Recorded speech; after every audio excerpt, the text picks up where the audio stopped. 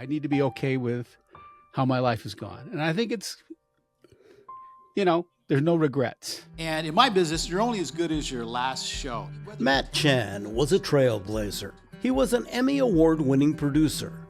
He gained a national reputation when his Seattle-based Screaming Flea Productions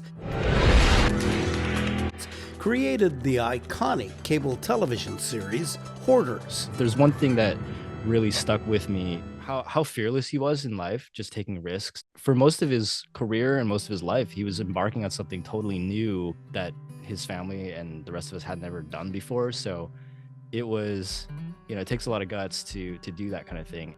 For all of his professional success, Matt cared most about family, friendships, and giving back to his community, especially the Chinatown International District. I mean, he really cared about the community. Yeah. After 40 years in television, Matt retired in 2013. He stayed active, teaching Chinese cooking classes. He taught video production to young people in the CID and storytelling to graduate students at the University of Washington. In May 2022, Matt was diagnosed with kidney cancer. Still, he continued to give back by producing videos for nonprofits like the Wing Luke Museum and for candidates of color. Matt and his wife Guy played a critical role in coordinating the opposition to King County's proposed expansion of a homeless shelter near the CID. Because the story was not about us versus the unhoused. My God, you know, who doesn't have empathy for the unhoused? Right. And the shelter that we were pushing against was a good shelter.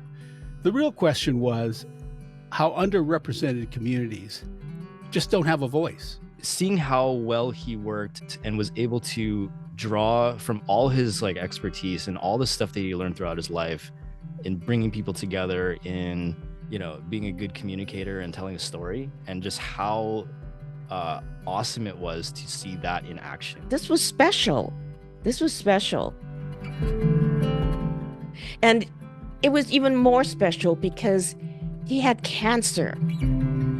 On March 30th, cancer took Matt's life, but it will never take away his legacy of stepping up for the Chinatown International District and giving the people there the opportunity to be heard. Matt was a re-energizing, invigorating voice to be like, nah, man, you got to fight every day to make sure, you know what I'm saying, big or small, we deserve to be in the room. These people need to show up. They have to talk to you. His ambition and drive to kind of make a space for people to feel safe and feel comfortable and to have some ownership over their stories and that kind of thing. That was what really motivated him, and that's what I really loved about him. How would you convince St. Peter that you should be allowed through the pearly gates of heaven? Because I told the truth about life.